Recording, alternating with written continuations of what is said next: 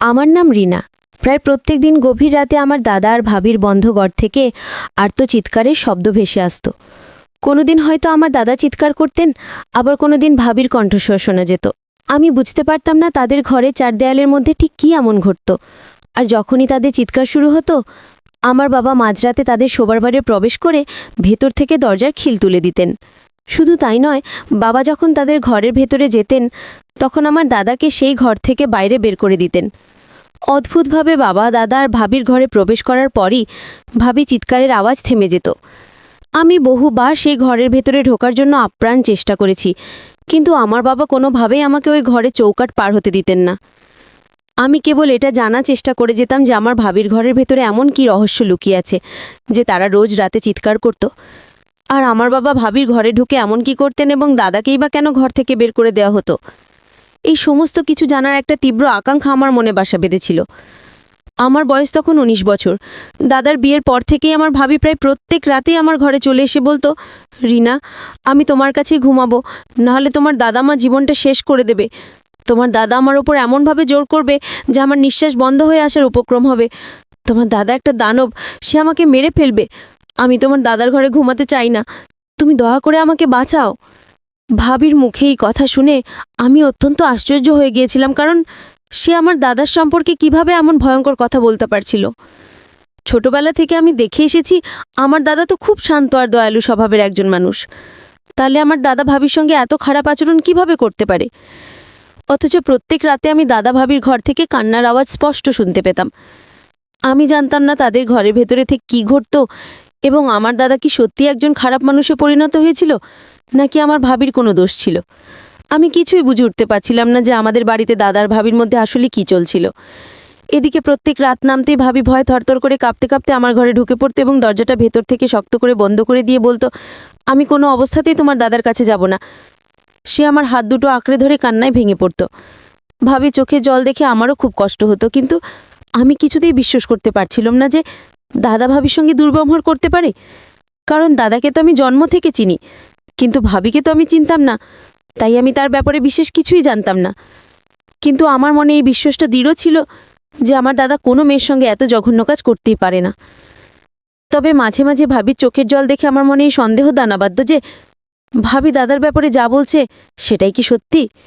আমার দাদা বয়সে আমার চেয়ে 10 বছর বড় ছিল। দাদার জন্য যখন মেয়ে দেখা চলছিল, তখন দাদা একটি মেয়েকে পছন্দ করে। মেয়েটি দেখতে অপরূপ সুন্দরী ছিল, কিন্তু আমরা দুই ভাই বোন দেখতে খুব একটা ভালো ছিলাম না।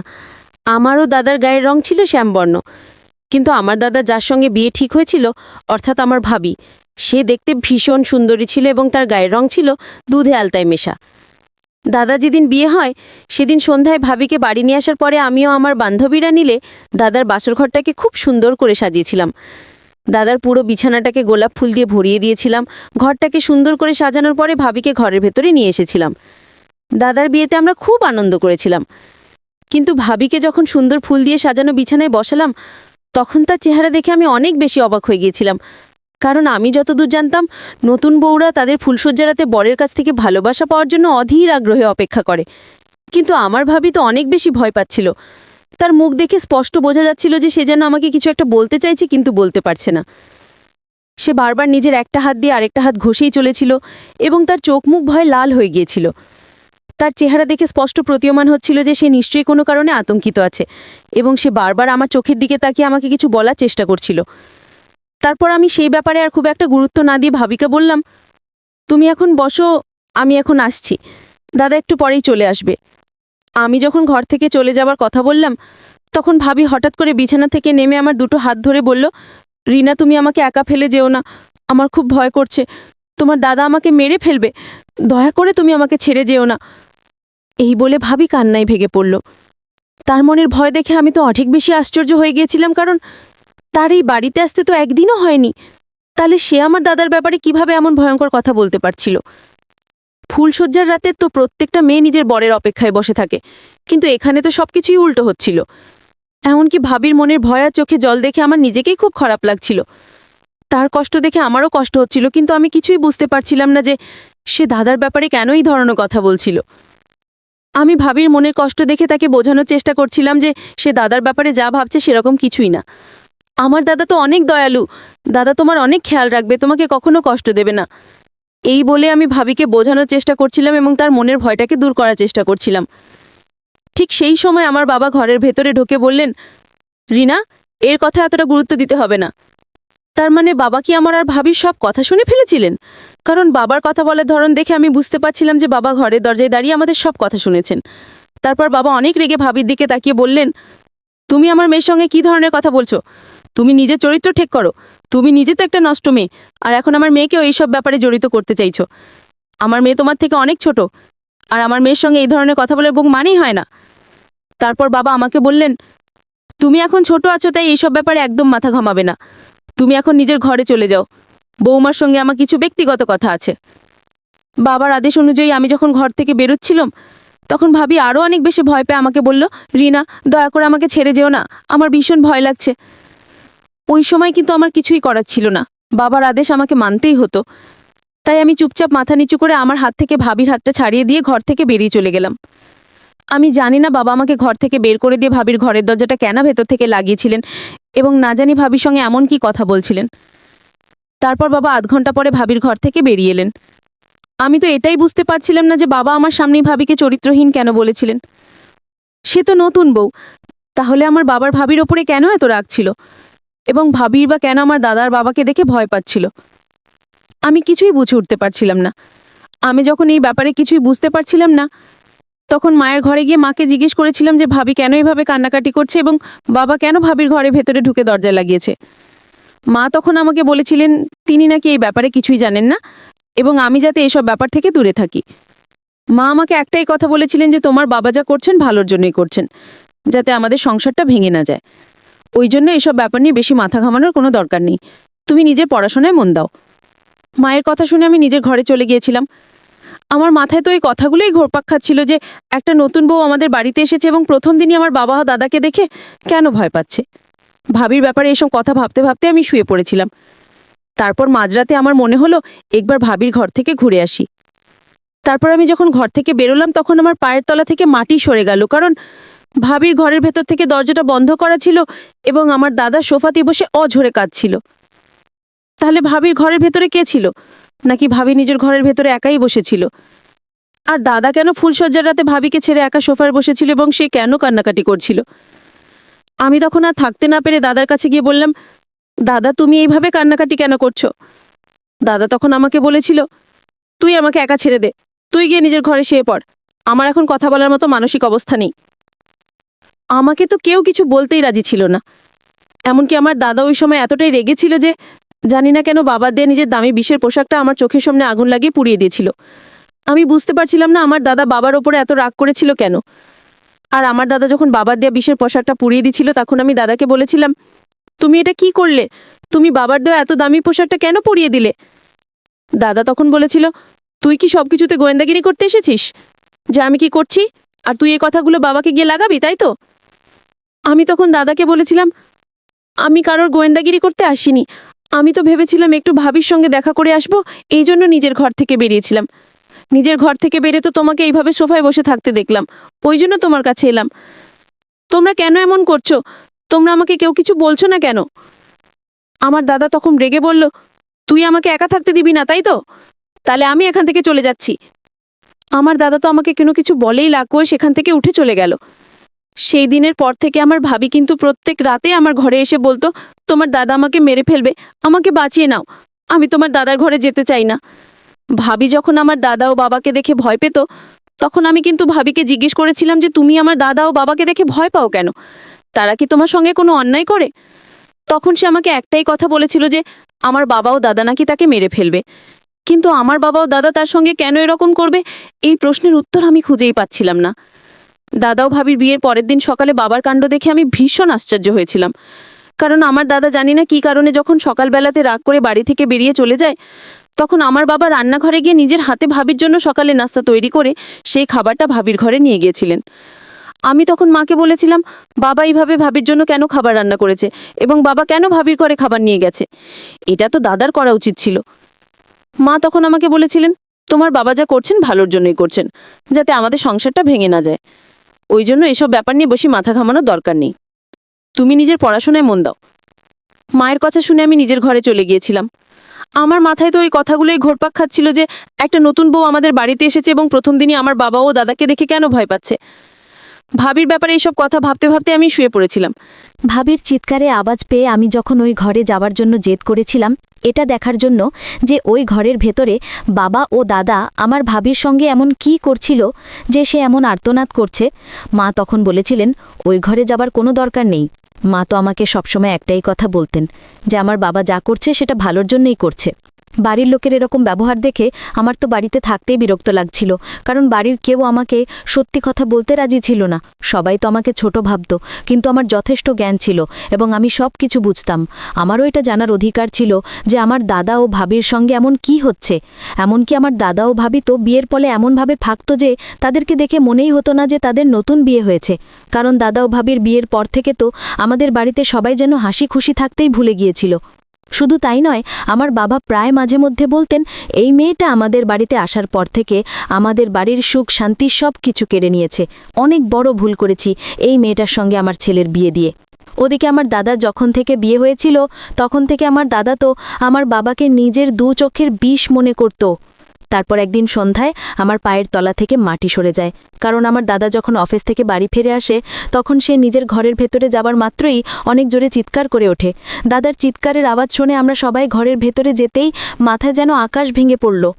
দাদা হাউমাউ করে কাঁদতে কাঁদতে হাতের মধ্যে একটা কাগজ নিয়ে বাবার পা ধরে বলে, বাবা আমার বউকে বাঁচিয়ে নাও, বাবা তোমার বউমাকে বাঁচিয়ে নাও, আমি তোমাকে ভুল ভেবেছিলাম।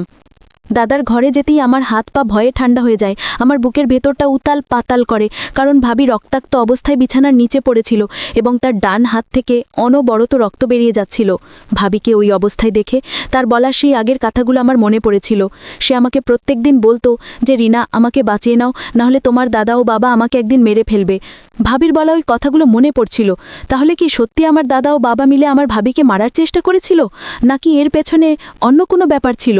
ভাবিকে ওই অবস্থায় দেখে আমি তো রেগে বাবার দিকে গিয়ে বললাম, তোমার জন্যই আজ ভাবির এই অবস্থা।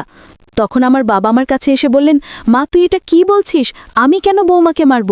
আমি তো বৌমাকে অনেক বোঝানোর চেষ্টা করেছিলাম সে যাতে এসব নোংরামি বন্ধ করে। তখন আমি বাবাকে বললাম, আমি যদি ভাবির কথা বিশ্বাস করতাম তাহলে আজ ভাবির এই অবস্থা হতো না। তারপর আমার বাবা ও দাদা তাড়াতাড়ি করে আমার ভাবিকে হাসপাতালে নিয়ে যায় এবং হাসপাতালে নিয়ে যাবার পরে তাকে জরুরি বিভাগে ভর্তি করা হয়। 3 ঘন্টা পরে যখন ভাবির জ্ঞান ফিরে আসে তখন আমাদের দুশ্চিন্তা দূর হয়। ভাবিকে যখন আমরা হাসপাতালে নিয়ে এসেছিলাম তখন তার বাবা মাইকে ফোন করে ভাবির ব্যাপারে সব কিছু বলেছিলাম যে তার অবস্থা খুবই খারাপ, আমরা তাকে হাসপাতালে ভর্তি করেছি। ভাবির বাবা মা হাসপাতালে এসে আমার দাদাকে হুমকি দিয়েছিলেন এবং বলেছিলেন তাদের মেয়ের যদি কিছু হয় তাহলে তারা আমার দাদাকে জেলে ভরবে। ভাবির বাবা আমার দাদাকে বলেছিলেন, তুমি যখন আমার এত সুন্দর ফুটফুটে মেয়েটার খেয়াল রাখতে পারবে না তাহলে কেন বিয়ে করেছিলে? তুমি তো নিজে এত বাজে দেখতে, তা সত্ত্বেও আমরা এটা ভেবে তোমার সঙ্গে বিয়ে দিয়েছিলাম যে তুমি আমার মেয়েকে ভালো রাখবে, সুখে রাখবে, কিন্তু তোমরা তো আমার মেয়েকে মেরে ফেলার চেষ্টা করেছো। ওদিকে আমার দাদার যখন থেকে বিয়ে হয়েছিল তখন থেকে আমার দাদা তো আমার বাবাকে নিজের 2 চোখের বিষ মনে করত। তারপর একদিন সন্ধ্যায় আমার পায়ের তলা থেকে মাটি সরে যায়, কারণ আমার দাদা যখন অফিস থেকে বাড়ি ফিরে আসে তখন সে নিজের ঘরের ভেতরে যাওয়ার মাত্রই অনেক জোরে চিৎকার করে ওঠে। দাদার চিৎকারের আওয়াজ শুনে আমরা সবাই ঘরের ভেতরে যেতেই মাথায় যেন আকাশ ভেঙে পড়ল। দাদা হাউমাউ করে কাঁদতে কাঁদতে হাতের মধ্যে একটা কাগজ নিয়ে বাবার পা ধরে বলে, বাবা আমার বউকে বাঁচিয়ে নাও, বাবা তোমার বৌমাকে বাঁচিয়ে নাও, আমি তোমাকে ভুল ভেবেছিলাম। দাদার ঘরে যেতেই আমার হাত পা ভাই ঠান্ডা হয়ে যায়, আমার বুকের ভেতরটা উতাল পাতাল করে, কারণ ভাবি রক্তাক্ত অবস্থায় বিছানার নিচে পড়েছিল এবং তার ডান হাত থেকে অনবরত রক্ত বেরিয়ে যাচ্ছিল। ভাবিকে ওই অবস্থায় দেখে তার বলা সেই আগের কথাগুলো আমার মনে পড়েছিল। সে আমাকে প্রত্যেক দিন বলতো যে রিনা আমাকে বাঁচিয়ে নাও, নাহলে তোমার দাদা ও বাবা আমাকে একদিন মেরে ফেলবে। ভাবির বলা ওই কথাগুলো মনে পড়ছিল। তাহলে কি সত্যি আমার দাদা ও বাবা মিলে আমার ভাবিকে মারার চেষ্টা করেছিল, নাকি এর পেছনে অন্য কোনো ব্যাপার ছিল? ভাবিকে ওই অবস্থায় দেখে আমি তো রেগে বাবার দিকে গিয়ে বললাম, তোমার জন্যই আজ ভাবির এই অবস্থা। তখন আমার বাবা আমার কাছে এসে বললেন, মা তুই এটা কি বলছিস? আমি কেন বৌমাকে মারব? আমি তো বৌমাকে অনেক বোঝানোর চেষ্টা করেছিলাম সে যাতে এসব নোংরামি বন্ধ করে। তখন আমি বাবাকে বললাম, আমি যদি ভাবির কথা বিশ্বাস করতাম তাহলে আজ ভাবির এই অবস্থা হতো না। তারপর আমার বাবা ও দাদা তাড়াতাড়ি করে আমার ভাবিকে হাসপাতালে নিয়ে যায় এবং হাসপাতালে নিয়ে যাওয়ার পরে তাকে জরুরি বিভাগে ভর্তি করা হয়। 3 ঘন্টা পরে যখন ভাবির জ্ঞান ফিরে আসে তখন আমাদের দুশ্চিন্তা দূর হয়। ভাবিকে যখন আমরা হাসপাতালে নিয়ে এসেছিলাম তখন তার বাবা মাকে ফোন করে ভাবির ব্যাপারে সব কিছু বলেছিলাম যে তার অবস্থা খুবই খারাপ, আমরা তাকে হাসপাতালে ভর্তি করেছি। ভাবির বাবা মা হাসপাতালে এসে আমার দাদাকে হুমকি দিয়েছিলেন এবং বলেছিলেন তাদের মেয়ের যদি কিছু হয় তাহলে তারা আমার দাদাকে জেলে ভরবে। ভাবির বাবা আমার দাদাকে বলেছিলেন, তুমি যখন আমার এত সুন্দর ফুটফুটে মেয়েটার খেয়াল রাখতে পারবে না তাহলে কেন বিয়ে করেছিলে? তুমি তো নিজে এত বাজে দেখতে, তার সত্ত্বেও আমরা এটা ভেবে তোমার সঙ্গে বিয়ে দিয়েছিলাম যে তুমি আমার মেয়েকে ভালো রাখবে, সুখে রাখবে, কিন্তু তোমরা তো আমার মেয়েকে মেরে ফেলার চেষ্টা করেছো। ওদিকে আমার দাদা তার শ্বশুর মশাইকে এটা বোঝানোর চেষ্টা করছিল যে সেই কাজটা করেনি, ভাবি নিজেই আত্মহত্যা করার চেষ্টা করেছিল। আসলে দাদার হাতে যে চিঠিটা ছিল সেই চিঠিটা পড়ার পরে আমার পায়ের তলা থেকে মাটি সরে গিয়েছিল এবং ওই চিঠিটা দাদা বাধ্য হয়ে তার শ্বশুর মশাইকেও দিয়েছিল। ওই চিঠিটা দেখার পরে আমি জানতে পেরেছিলাম যে আমার ভাবি সত্যি একটা চরিত্রহীন মহিলা ছিল। আমি তো বিশ্বাসই করতে পারছিলাম না যে আমার ভাবির এত সুন্দর চেহারার পেছনে আরেকটা মুখোশ ছিল। আমি তো আমার বাবা ও দাদাকেই খারাপ ভেবেছিলাম, কিন্তু এখানে তো পুরো ব্যাপারটাই উল্টো ছিল। আসলে বিয়ের দিন আমার বাবা ভাবির ব্যাপারে একটা অনেক বড় সত্যি কথা জানতে পেরেছিলেন যে ভাবি নাকি এই বিয়েতে রাজি ছিল না, কারণ সে তার প্রেমিকের সঙ্গে গত 5 বছর ধরে এক গভীর সম্পর্কে যুক্ত ছিল, কিন্তু তার বাবা মা জোর করে আমার দাদার সঙ্গে বিয়ে দিয়েছিল। ভাবি ভেবেছিল বিয়ের পরেও তার প্রেমিকের সঙ্গে সম্পর্কটা বজায় রাখবে। এদিকে আমার ভাবি যখন জানতে পেরেছিল যে আমার বাবা তার ব্যাপারে সবকিছু জেনে গেছে তখন সে আমার বাবাকে দাদার কাছে খারাপ করার জন্য দাদাকে আমার বাবার ব্যাপারে মিথ্যে কথা বলেছিল। ভাবি আমার দাদাকে বলেছিল বাবা নাকি তার সঙ্গে খারাপ আচরণ করতে চায়, আর এই কারণে দাদা আমার বাবাকে ঘৃণা করত। ওদিকে আমার বাবা সবকিছু জানার পরে ভাবিকে ব্যক্তিগতভাবে বোঝানোর চেষ্টা করেছিলেন যে যা হওয়ার তা তো হয়েই গেছে এবং সে যাতে আমার দাদার সঙ্গে এখনই সংসারে মন দেয় এবং সে আমার দাদার সঙ্গেই সুখে থাকবে। ওদিকে আমার ভাবির প্রেমিক ভাবিকে হুমকি দিয়েছিল যে সে যদি দাদার সঙ্গে কোনো রকমভাবে স্বামী স্ত্রীর সম্পর্ক স্থাপন করে তাহলে সে তাদের দুজনের সেই আগের অন্তরিঙ্গ ছবিগুলো সোশ্যাল মিডিয়াতে ছড়িয়ে দেবে। ভাবি যখন বুঝতে পেরেছিল তার প্রেমিক একটা বাজে মানুষ তখন সে আমার দাদার সঙ্গে সংসার করার সিদ্ধান্ত নিয়েছিল। এমনকি আমার বাবা আমার দাদার ভাবির সম্পর্কটা টিকিয়ে রাখার জন্য অনেক চেষ্টা করেছিলেন। আমার দাদা তো এই ব্যাপারে কিছুই জানতো না যে আমার ভাবির অন্য ছেলের সঙ্গে সম্পর্ক রয়েছে। আসলে আমার দাদা তো ভাবির চেহারা দেখেই পছন্দ করেছিল, আর আমার বাবা বিয়ের পরে জানতে পেরেছিলেন আমার ভাবির ব্যাপারে সবকিছু। ওই সময় কিন্তু আমার বাবার আর কিছুই করার ছিল না, আর বাবা একটা বড় সত্যি কথা নিজের মনের মধ্যেই লুকিয়ে রেখেছিলেন। সে দাদাকে ভাবির ব্যাপারে কিছুই বলেননি, দাদার কষ্ট হবে এই কথাটা ভেবে। তাই আমার বাবা ভেবেছিলেন তার জন্য যদি দাদার জীবনটা নষ্ট হয় তাহলে বাবা নিজেকে কোনোদিন ক্ষমা করতে পারবেন না। তাই বাবা সেদিন ভেবে নিয়েছিলেন যেমন করেই হোক ভাবিকে সঠিক পথে নিয়ে আসতেই হবে। বাবার অনেক বোঝানোর পরে ভাবি যখন দাদার সঙ্গে সংসার করার সিদ্ধান্ত নিয়েছিল তখন তার প্রেমিক ভাবিকে হুমকি দিয়েছিল যে সে তার জীবনটাকে নষ্ট করে দেবে। তখন ভাবি নিজের ভুল বুঝতে পেরে বাবাকে বলেছিল যে যাতে বাবা সবকিছু ঠিক করে দেয় এবং ভাবিকে যাতে তার প্রেমিকের হাত থেকে বাঁচিয়ে নেয়।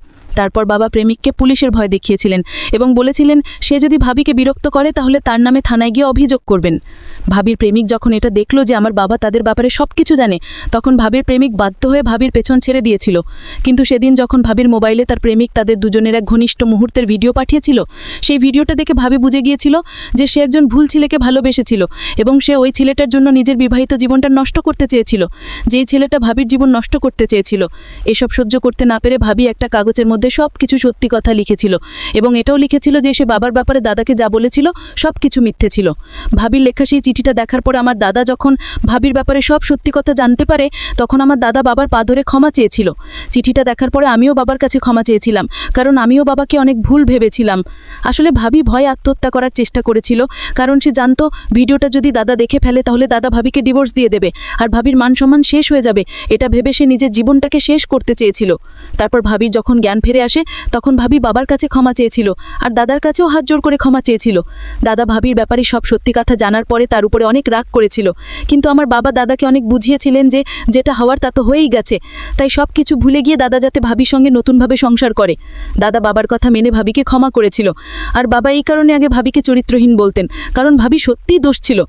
এখন ভাবি আমাদের বাড়িতে খুব হাসি খুশি থাকে, আর ভাবির প্রেমিক যাতে আমার দাদা ভাবির কোনো ক্ষতি করতে না পারে তাই বাবা প্রেমিককে পুলিশের হাতে তুলে দিয়েছিলেন, কারণ সে যেহেতু ভাবিকে হুমকি দিয়েছিল যে সে নাকি ভাবির জীবনটাকে নষ্ট করে দেবে। এখন আমার দাদাও ভাবির জীবন থেকে সব দুঃখ কষ্ট মুছে গেছে। এখন তারা দুজন দুজনকে খুব ভালোবাসে এবং তারা খুব সুখে আছে। এতদিনে আমিও আমার সব প্রশ্নের উত্তর পেয়ে গেছি। এখন আমিও ভাবির সঙ্গে খুব খুশি আছি। এখন আমার বাড়ির সব সমস্যা মিটে গেছে এবং আমরা সবাই খুব ভালো আছি। বন্ধুরা, আজকের গল্পটি এখানেই শেষ করছি। গল্পটি কোনো ভুল ত্রুটি থাকলে ক্ষমা করে দেবেন। গল্পটি ভালো লাগলে অবশ্যই লাইক শেয়ার ও সাবস্ক্রাইব করতে ভুলবেন না। ধন্যবাদ।